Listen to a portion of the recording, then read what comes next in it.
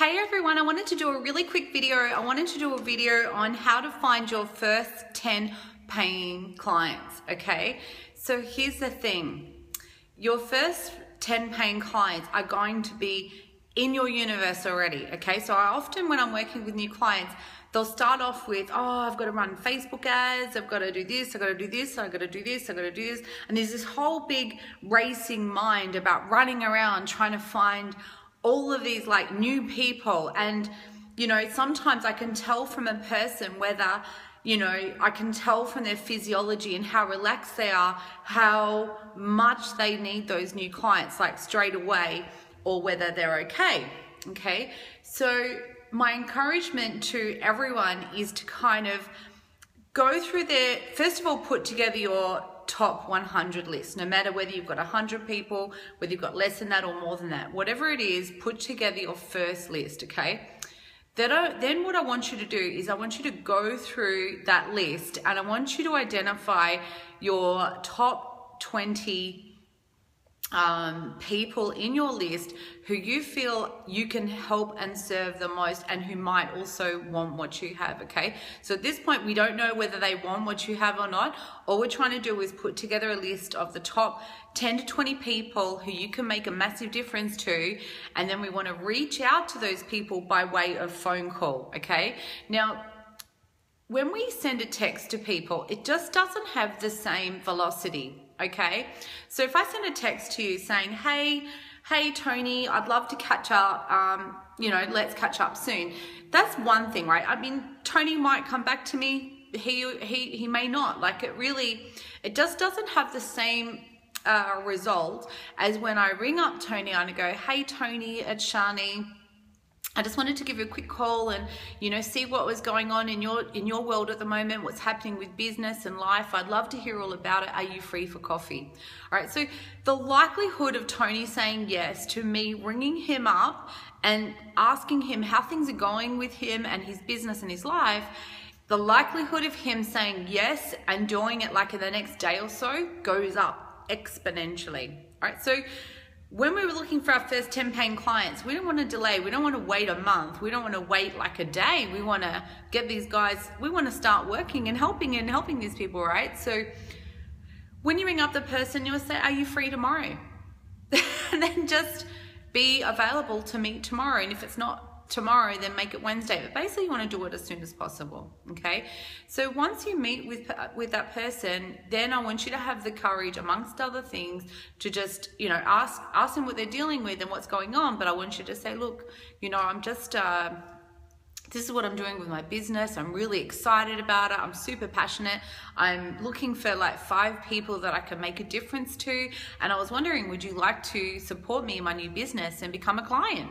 And so here we are having really straightforward conversations with people that call for the yes. Now, often I've got other videos around the place that talk about calling for the yes, but we just don't realize sometimes how much we talk in ways that close opportunity off. Like an example of that would be, oh, you probably wouldn't be interested in working with me, Tony, but here's an idea of what I do.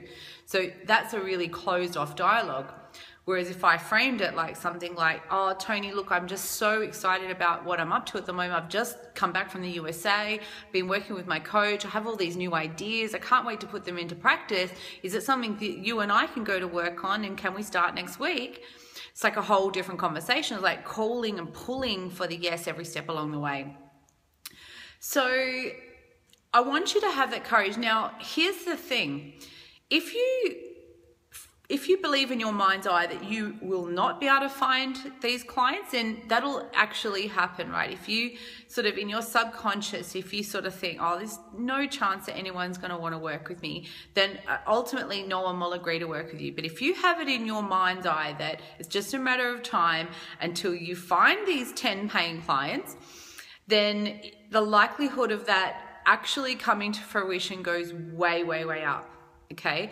And the reality is, in some cases, this is whether you desperately need this client or whether you're sort of okay and you've actually got some clients already. No matter where you are in this stage, I want you to consider that you want to put that on the side for the time being. You don't want to be run by desperation in your meetings, like this, your life depends on it, them saying yes or no. I want you to be really cool, calm and collected, and just basically position yourself as someone remarkable and extraordinary to work with, and it would be in their best interest to jump on board while they can, you know, that sort of conversation. When you're desperate for that client, people can sense it, they can feel it, and they run away from you a million miles. The other thing is, even though you want to get your business off the ground and you want to get your first 10 paying clients, okay, I really get and understand that, particularly if you're a coach or a speaker, or you want to have a lifestyle business and online and all that sort of stuff, right? But sometimes in life, you'd have to do what you need to do to get those first clients on board. Okay, so some of the things that I've done over the years to help with this is I've actually taken some part-time temporary contracts that have gone for like 12 weeks, and I've done it on a part-time basis. Like, I've made it clear that I want to, you know, start at certain times or leave at certain times, and I've never really gone into the detail about why. But ultimately, if I get a client on board, then I'll want to spend like the morning with them, for example, and I don't want to be, you know, letting anyone else down, but I also want to have some cash flow when I'm still waiting for clients to come through and agree to work with me. So what I've done in the past that's worked really well, and I suggest anyone who's starting out their own business and feeling some pressure of getting those clients, that they do the same.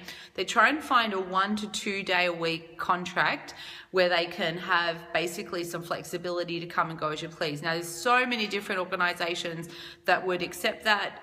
It's just a matter of asking and creating that and then positioning that and then doing it. And that can really help with your cash flow while you're waiting for these other 10 clients to come in.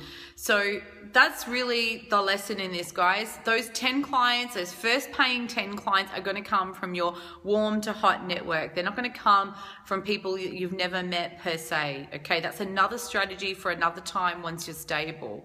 All right, for now, we want to have people that we know who trust us already. We want them believing in us and investing in us and getting us started, because once you have 10 clients, your confidence goes right up, okay? And also, you never want to go into any of those meetings with any desperation about what's going on with those clients. You want to work out you want to park that physically, mentally, and emotionally onto the side so that you're not screaming any sort of desperation in any of those meetings.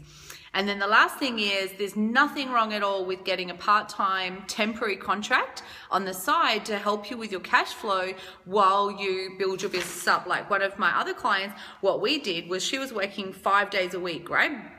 For another job, for another guy, making him rich, and she was working for him.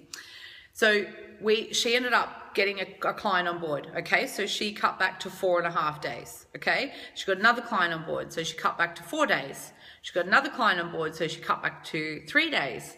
Then she got another client on board, and that was actually the tipping point. She actually went into her job and basically resigned from her contract. She said, look, really, you know, if you want to hire, she actually went in, she developed over 90 days, she developed so much posturing. She actually said, if you'd like to hire me back, these are my new rates and this is my new business. And they ended up hiring her back as a client. So guys, it's just a matter of having everything work so that you can transition into the business that you want, and finding those first 10 clients is absolutely crucial, and you should not be running around chasing anything to do with anything else until you have those on board. Now, I want you to put in the box below, I want you to share what's opening up for you, okay? Are you know, what are you stuck on? Where have you got your 10 clients? Share the victory. If maybe you've got 3 clients, I want you to put that in the box. I want you to open up whatever's going on over there, because once you've reached 10 clients, it's like another strategy. So I really want everyone to get the importance of this lesson and to make sure that they work on getting those in place as soon as possible. All right, guys, I can't wait to see what you create. Bye.